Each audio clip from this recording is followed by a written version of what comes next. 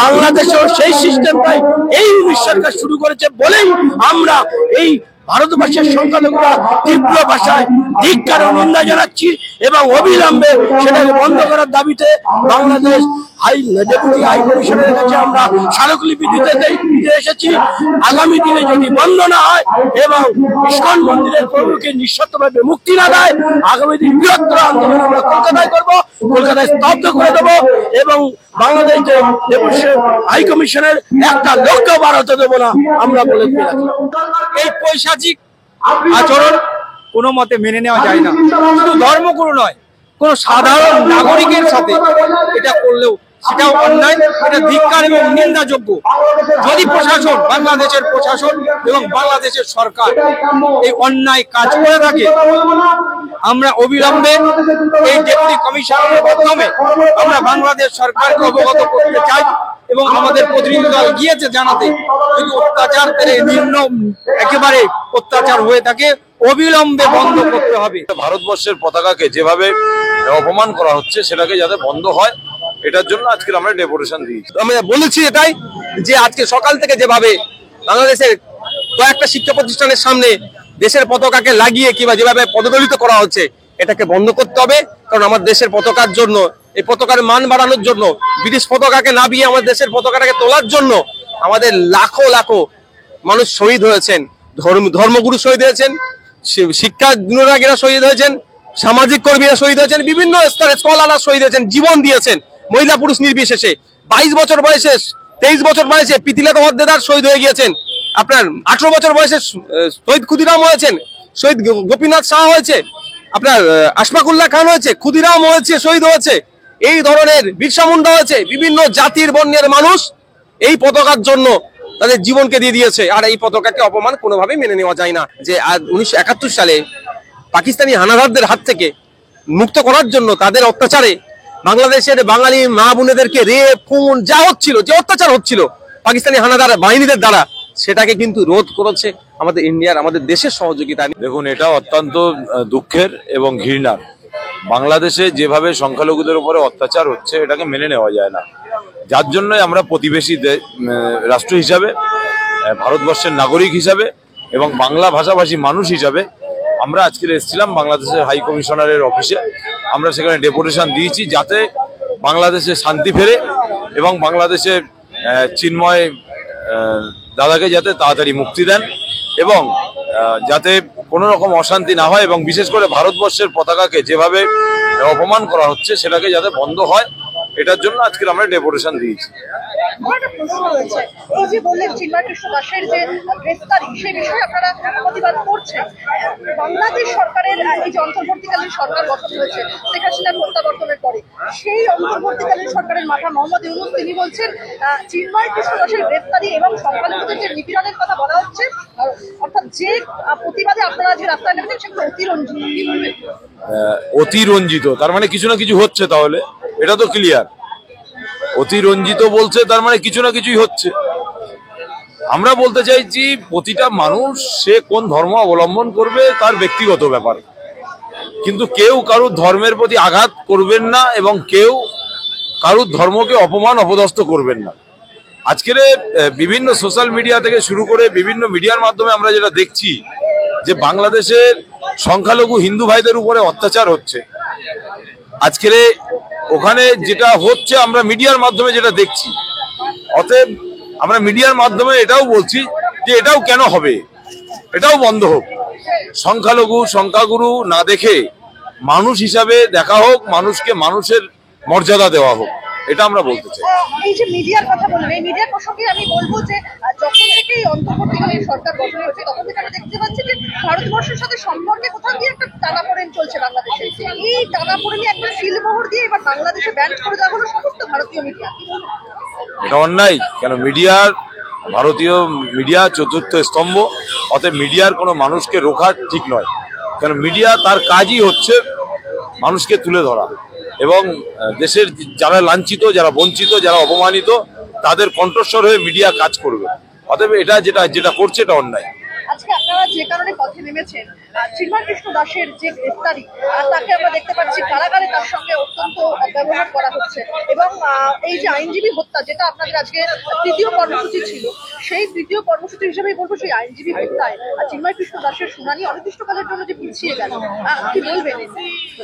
এটা আমাদের চেয়ারম্যান বলেছেন এবং আমরা এখানে যারা হাই কমিশনার আছে তাদের কাছেও আমরা এটা জানিয়ে এসেছি যে এই কাজের সঙ্গে যারা যুক্ত তাদেরকে আইনি ব্যবস্থা নিয়ে তাদেরকে গ্রেপ্তার করা হোক। এটা আমাদের চেয়ারম্যানও ডেপুটেশনের মাধ্যমে বলে এসেছেন এবং মৌখিকভাবেও বলেছেন, মিডিয়ার মাধ্যমে বলেছেন। এগুলো বাংলাদেশের অভ্যন্তরীণ ব্যাপার, ভারতবর্ষ যেন নাক না গলায়। দেখুন, আমরা কারোর কোনো দেশের প্রতি নাক গলাতে চাই না, কিন্তু আমরা সংখ্যাগুরু যে সমস্যাটা হচ্ছে এটার প্রতি একটা মানুষ হিসাবে, আমার পার্শ্ববর্তী দেশ হিসাবে আমরা অতি অবশ্যই বলার জায়গা রাখি। আজকের আমার রাজ্যে তাদের যারা প্রতিনিধি আছে তাদের কাছে আমরা বলবো না আমাদের পতাকাকে বেইজ্জতি করবে, আমরা এটা বলবো না আমার পতাকা সেই দেশে বেইজ্জতি হবে আর আমরা ছেড়ে দেবো, এটা তো হয় না। আমার শেষ প্রশ্ন আপনার কাছে, বুদ্ধিজীবী আপনারা যে কারণে আজকে রাস্তা নেমেছেন সংখ্যালঘুদের উপর এই নিপীড়ন, বুদ্ধিজীবীরা চুপ কেন? ওপার বাংলায় যারা অত্যাচারিত হচ্ছে, দেখুন, কারা রাজনৈতিক রুটি সেকবে এটা তাদের ব্যক্তিগত ব্যাপার। আমরা রাজনৈতিক রুটি শাখাদের বিষয় নিয়ে আমরা কোনো কথা বলতে চাই না। আজকের নরেন্দ্র মোদীর বড় বড় ভাষণ দেয়, বড় বড় কথা বলে, কিন্তু সে দায়িত্ব নিয়ে ফোন করলে তো সেটাও তো ঠান্ডা হয়ে যায়। কিন্তু বাইরের বিভিন্ন সোশ্যাল মিডিয়ার মাধ্যমে দেখতে পাই যে নরেন্দ্র মোদীর এক ফোনে সব ঠান্ডা, তাহলে এটা কেন ঠান্ডা করতে পারছেন না? শেষ একটা প্রশ্ন আপনার কাছে, আমরা ইতিমধ্যে দেখতে পাচ্ছি বাংলাদেশের একটি সেখানে লেখা হচ্ছে যে আমরা প্রথমে মুসলমান তারপরে বাংলাদেশ। দেখুন, কে কি বলেছে এগুলো বললাম না, ধর্তব্যের মধ্যেই রাখলেই হবে না। কেন মানুষ আমাদের ইসলাম, আমি একজন মুসলমান ধর্মাবলম্বী, নবী পাক সাল্লাল্লাহু আলাইহি ওয়াসাল্লাম সর্বপ্রথম যাকে প্রাধান্য দিয়েছেন মনুষ্য জাতিকে, কেন সেই মনুষ্য জাতির জন্য নবী পেটে পাথর বেঁধেছেন। মনুষ্য জাতির জন্য নবী ইসলাম প্রচারের যে সমস্ত কষ্ট মেহনত গুলো করেছেন একমাত্র মানুষের স্বার্থেই, মানুষকে ভালো জায়গায় পৌঁছানোর জন্যই, সমাজ ব্যবস্থার পরিবর্তনের যে লড়াই আমরা ডেকেছি এই জন্যই, যে মানুষ এই রাজনৈতিক কচকচানিতে না যেয়ে একটা সমাজ ব্যবস্থার মধ্যে আসুক। আমার নাম MD Qutbuddin, Indian secular front রাজ্য কমিটির সদস্য। বাংলাদেশের সংখ্যালঘুদের সাথে যেটা হচ্ছে এটা খুবই দুঃখজনক এবং ন্যাক্কারজনক ঘটনা। বাংলাদেশ যদি ভালো থাকে, প্রতিবেশী যদি ভালো থাকে, গৃহস্থ কিন্তু ভালো থাকবে। আমরা এখান থেকে বলতে চাই অবিলম্বে বাংলাদেশে যে ঘটনা ঘটছে সংখ্যালঘুদের উপরে নির্যাতন নিপীড়ন অবিলম্বে বন্ধ করতে হবে। একটা জিনিস বলি, যদি কেউ প্রকৃত দোষী হয়, দোষীদের তার শাস্তির বিধান আছে, তার কোর্ট আছে, তার প্রশাসন আছে, আলাদা দিক। কিন্তু যদি ধর্মগুরুর উপরে মিথ্যাভাবে অন্যায়ভাবে তার সাথে তাকে অ্যারেস্ট করা এবং তার উপর নিপীড়ন করা, তাকে তার ন্যূনতম যেটা পাওনা ওষুধপত্র থেকে শুরু করে খাদ্য, সেটা থেকে যদি তাকে বঞ্চিত করা হয়, এটা খুবই ঘৃণ্য এবং নিন্দাজনক। এই পৈশাচিক আচরণ কোনো মতে মেনে নেওয়া যায় না। শুধু ধর্মগুরু নয়, কোন সাধারণ নাগরিকের সাথে এটা করলেও সেটাও অন্যায়, এটা ধিক্কার এবং নিন্দাযোগ্য। যদি প্রশাসন, বাংলাদেশের প্রশাসন এবং বাংলাদেশের সরকার এই অন্যায় কাজ করে থাকে, আমরা অবিলম্বে এই ডেপুটি কমিশনারের মাধ্যমে আমরা বাংলাদেশ সরকারকে অবগত করতে চাই এবং আমাদের প্রতিনিধি দল গিয়েছে জানাতে, যদি অত্যাচার একেবারে অত্যাচার হয়ে থাকে অবিলম্বে বন্ধ করতে হবে। সাথে সাথে আপনাকে একটা কথা জানিয়ে রাখি, ভারত সরকার তার পররাষ্ট্র একটা নীতি আছে। এই পররাষ্ট্র নীতির মাধ্যমে ভারতীয় স্বরাষ্ট্র মন্ত্রক তার একটা ফোনে যদি রাশিয়া এবং ইউক্রেনের মতো যুদ্ধ যদি বন্ধ করতে পারে, তাহলে ভারত সরকারের স্বরাষ্ট্র মন্ত্রক তার একটা ফোনে প্রতিবেশী দেশ বাংলাদেশের এই যে নিপীড়ন নির্যাতন বন্ধ করতে পারে, আমরা বলতে পারি। তো ভারত সরকারের কাছে আবেদন, ভারত সরকার এই পদক্ষেপ গ্রহণ করুক, অবিলম্বে সেখানকার সংখ্যালঘুদের উপর অত্যাচার বন্ধ করুক। দেখেন, আমরা বাঙালি হিসাবে অবশ্যই আমার কোনো বাঙালি ভাই, আমার বাঙালি বোন শুধু সেই জায়গায় নয়, শুধু ভাষাগত নয়, সংখ্যালঘু সে ধর্মীয়, রাজনৈতিক এবং সর্বোপরি যে ধরনের সংখ্যালঘু হোক না কেন, তার নিরাপত্তা দেওয়ার ব্যবস্থা করা সেই দেশের সংবিধান অনুযায়ী তার প্রাপ্য। আজকে ইন্ডিয়ান সেকুলার ফ্রন্ট দায়িত্ব হিসাবে মনে করেছে যেখানে সংখ্যালঘুদের উপর অত্যাচার হবে, যেখানে শুধু সংখ্যালঘু নয়, যেখানে কোনো অন্যায় অত্যাচার সংগঠিত হবে, সেটা দেশে হতে পারে, বিদেশে হতে পারে, ইন্ডিয়ান সেকুলার ফ্রন্ট তার বিরুদ্ধে দাঁড়াবে। সেই সংবাদ নির্যাতিত মানুষদের পক্ষে পক্ষ অবলম্বন করে তার কণ্ঠকে উঁচু করে কথা বলবে। প্রথমে আমি তীব্র ভাষায় ধিক্কার ও নিন্দা জানাবো। আজকে যে আওয়ামী লীগ সরকার ছিল, আওয়ামী লীগ সরকার হাসিনা যেভাবে চালাচ্ছিল বাংলাদেশটাকে, তাতে বাংলার মানুষ মেনে নেয়নি বলেই কিন্তু আজকে তাকে বাইরে যেতে হয়েছে। অন্তর্বর্তীকালীন সরকার যে ইউনিশ সরকার, তিনি যে এসেছে এবং তিনি যে বলেছে একটা সোনার বাংলাদেশ উপহার দেবো, তিনি ব্যর্থ বলে আমি মনে করি। তাকে পদত্যাগ করা উচিত বলে মনে করি আমি। কারণ যে হারে ওখানে সংখ্যালঘু হিন্দু ভাইদের উপর অত্যাচার হচ্ছে এবং ধর্মীয় গুরুকে যেভাবে তাকে গ্রেপ্তার করা হয়েছে এবং তার সঙ্গে তেমন ভালো ব্যবহারও হচ্ছে না, তাকে শুনেছি খেতে দেওয়া হচ্ছে না, আমি তীব্র ভাষায় ধিক্কার ও নিন্দা জানাই এই ইউনিশ সরকারকে। দেখুন, ইউনিশ সরকার কি বললে সেটা তো মেনে নেওয়া যাবে না। ভারতবর্ষের সঙ্গে বাংলাদেশের একটা আলাদা আন্তরিক টান আছে বিগত দিন ধরে। অতএব ইউনিশ সরকার আজকে এসে দুদিনের সরকার কি বললো ওর ভিতরে, ওটা নিয়ে আমাদের ব্যাখ্যা করার কোনো প্রয়োজন নেই। বাংলাদেশের সাধারণ মানুষ জানে, ভারতবর্ষের সাধারণ মানুষ জানে যে বাংলাদেশের আর ভারতের সম্পর্কটা কোথায়, শুধু একটা সুতোর বাঁধন ছাড়া কিছু নেই। অতএব তিনি একজন ব্যর্থ, এই ইউনিশ সরকারের পদত্যাগ করা উচিত বলে আমি মনে করি। বাংলাদেশেও সেই সিস্টেমটাই এই ইউনিশ সরকার শুরু করেছে বলেই আমরা এই ভারতবর্ষের সংখ্যালঘুরা তীব্র ভাষায় ধিক্কার ও নিন্দা জানাচ্ছি এবং অবিলম্বে সেটাকে বন্ধ করার দাবিতে বাংলাদেশ ডেপুটি হাই কমিশনের কাছে আমরা স্মারকলিপি দিতে এসেছি। আগামী দিনে যদি বন্ধ না হয় এবং ইস্কন মন্দিরের প্রভুকে নিঃশর্তভাবে মুক্তি না দেয়, আগামী দিন বৃহত্তর আন্দোলন আমরা কলকাতায় করবো, কলকাতায় স্তব্ধ করে দেবো এবং বাংলাদেশ ডেপুটি হাই কমিশনের একটা লক্ষ্য বার হতে দেবো না আমরা বলে দিয়ে রাখলাম। এটা পাগলের প্রলাপ ছাড়া কিছু না। বাংলাদেশে কি আছে? ভারতবর্ষ থেকে যদি আমাদের জিনিসপত্র না যায়, ভারতবর্ষে এসে যদি ওর ট্রিটমেন্ট না হয়, ওরা তো মারা যাবে। ও জানে সে কথা। বাংলাদেশ সেইভাবে কি এখন এস্টাবলিশড হয়েছে যে ওদের মুখে ওই কথা মানায়? ওই জন্যই তো বলছি ইউনিশ সরকার একটা অপদার্থ সরকার, তা নাহলে এ ধরনের কথাবার্তা বলতে পারে কখনো? বাংলাদেশকে ভারতের সহযোগিতা নিতেই হবে। আর সেই জন্যই তো আমি বলছি ইউক্রেন রাশিয়া যে যুদ্ধটা মোদী সরকার ফোন করলে যদি বন্ধ হয়ে যায়, আজকে মোদী সরকার কেন বাংলাদেশ নিয়ে ভাবছে না, বাংলাদেশে কেন সেই বার্তাটা দিচ্ছে না? দিলেই তো বন্ধ হয়ে যায়। এদিকে রাজনীতির একটা রুটি ছাকা হচ্ছে, বাংলাদেশকে উস্কানি দেওয়া হচ্ছে, তারা হিন্দুদের উপর অত্যাচার করছে, আর মোদী সরকার মনে করছে যে ওইটাকে দেখিয়ে মোদী, অমিত শাহ এবং আমাদের শুভেন্দু অধিকারী ভাবছে হিন্দুদের একত্রিত করে আমাদের মশলার থেকে টিকিয়ে রাখবো। এটা ভারতবর্ষের মানুষ বুঝে গেছে, আমরা এটাকে চলতে দেবো না। যেমন সংখ্যালঘুদের উপর বিভিন্ন কান্ট্রিতে আমরা দেখি ভাষাগত কারণে, জাতিগত কারণে সংখ্যালঘুদের উপর অত্যাচার হয়, কিন্তু এটাকে বন্ধ করতে হবে। এর শেষটা কোথায়? আমরা তার জন্য ইন্ডিয়ান সেকুলার ফ্রন্টের তরফ থেকে এই পশ্চিমবাংলায় রুখে দাঁড়িয়েছি। কোন দেশে, শুধু আমাদের ভারতবর্ষ নয়, বাংলাদেশ নয়, কোন দেশে যাতে সংখ্যালঘুরা নির্যাতিত না হয়, আমরা তার বিরুদ্ধে রুখে দাঁড়াবো। তো সে যে সরকারি থাক না কেন, সে হিন্দু হোক, মুসলিম হোক, শিখ হোক, ঈসাই হোক, আমরা তার বিরুদ্ধে রুখে দাঁড়াবো। যে কোনো দেশে সংখ্যালঘু সংখ্যাগুরু থাকে, কিন্তু সংখ্যাগুরু যারা, তাদের দায়িত্ব সংখ্যালঘুদেরকে ঠিকঠাক ভাবে নিজেদের সঙ্গে রাখা।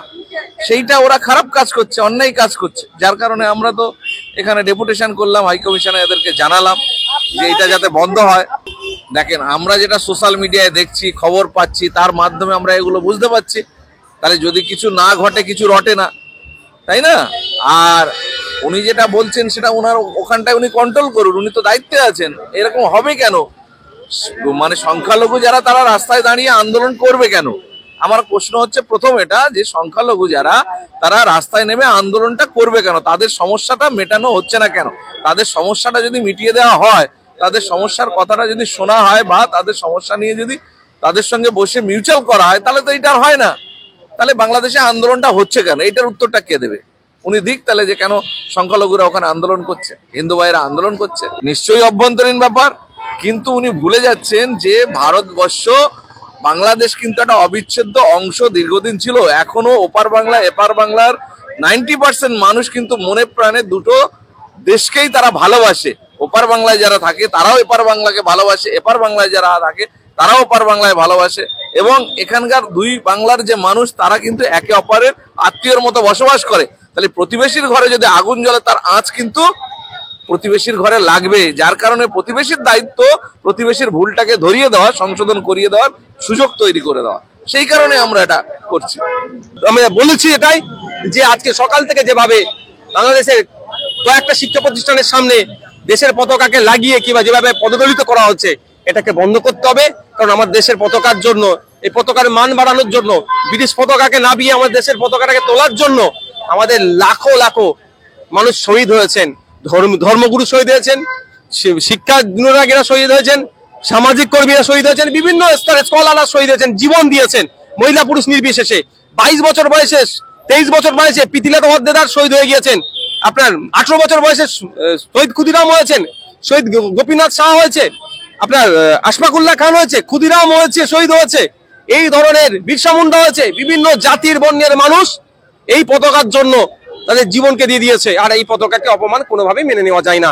এটা বলেছি যে আপনাদের পতাকাকে আমরা অপমান করতে পারি না, কারণ আমরা জানি আমাদের যোদ্ধাদের আত্মত্যাগ আত্মবলিদানের ফলে আমরা পতাকাকে যতটা সম্মান করি, আপনাদেরও বাংলাদেশের মুক্তিযোদ্ধা ভারতবর্ষের সহযোগিতা নিয়ে ওখানকার মুক্তিযোদ্ধাদের আত্মত্যাগ আত্মবলিদানের ফলে পতাকা তৈরি হয়েছে, তাদেরকে স্মরণ করে আর পতাকার কালারও হয়েছে। সুতরাং সেই পতাকাকে আমরা অপমান করবো না, কিন্তু আমাদের পতাকা অপমান হোক আমরা এটা মেনে নেব না। দেখুন, ব্যাপারটা হচ্ছে একটা দেশের সরকার যেটা বলছে, স্যার আমি প্রতি উত্তর আমি আশা করবো আমার দেশের সরকারের মাধ্যমে যাবে, এক্সটার্নাল অ্যাফেয়ার্স মিনিস্টার আছেন, ফরেন মিনিস্টার, এই ধরনের যারা তাদের মাধ্যমে যাবে। তারপরেও একটা কথা বলবো, আমরা দেখতে পাচ্ছি কি হচ্ছে না হচ্ছে, যথেষ্ট আমাদের বিবেক বুদ্ধি আছে, এটা অবিলম্বে বন্ধ করতে হবে। ওর ব্যর্থতা ঢাকতে চাইছে, এটাকে এড়িয়ে যায়, হয়তো যে ব্যর্থতা সেটাকে এড়িয়ে এরকম ভাবে এড়িয়ে যাওয়ার চেষ্টা করছে। দেখুন, একটা কথা বলি, এটা 1971 সালে যদি বলতো হয়তো দেশটা স্বাধীন হতো কি প্রশ্ন থেকে যাচ্ছে। আমরা সহযোগিতা করেছি বলে আমরা মাথা কিনে নেবো, বাংলাদেশ আমাদের কথা উঠবে বসবে সেটাও নয়, কিন্তু কৃতজ্ঞতা বোধ থাকা দরকার যে 1971 সালে পাকিস্তানি হানাদারদের হাত থেকে মুক্ত করার জন্য, তাদের অত্যাচারে বাংলাদেশের বাঙালি মা বোনেদেরকে রেপ খুন যা হচ্ছিল, যে অত্যাচার হচ্ছিল পাকিস্তানি হানাদার বাহিনীদের দ্বারা, সেটাকে কিন্তু রোধ করেছে আমাদের ইন্ডিয়ার, আমাদের দেশের সহযোগিতা নিয়ে আমরা করেছি। আমরা সেই রকম আমরা ভ্রাতৃত্বে মৈত্রের সাথে থাকতে চাই। আমরা চাই আবার পুনরায় আমাদের সম্পর্ক সুস্থ হয়ে উঠুক, বাংলাদেশ ইন্ডিয়াতে আসুক, ইন্ডিয়ার মানুষ বাংলাদেশে যাক, একে অপরের মানুষ এদিক দেশে যাতায়াত করলে অর্থনৈতিকভাবে দেশ স্বাবলম্বী হবে, এই ব্যবসা বাড়ুক আমাদের, আমরা যে এক্সপোর্ট করছি বা কোন থেকে যেগুলো আসছে, এই সুসম্পর্ক আমাদের দুই দেশের মধ্যে বজায় থাকুক। বাংলাদেশে শান্তি ফিরুক, বাংলাদেশের সংখ্যালঘু মানুষের উপরে দমন পীড়ন হচ্ছে, এটা খবরে আমরা দেখতে পাচ্ছি, এটা বন্ধ হোক, এই লক্ষ্যটা আমাদের হবে। কে মুসলমান হবে, কে হিন্দু হবে, কে নাস্তিক হবে, কে খ্রিস্টান হবে, তার চয়েস ওটা, আমি তাকে জোর করতে পারি না। এটা এক্সটার্নাল অ্যাফেয়ার্স মিনিস্টারদের কাছে প্রশ্নের উত্তর তারা দেবে।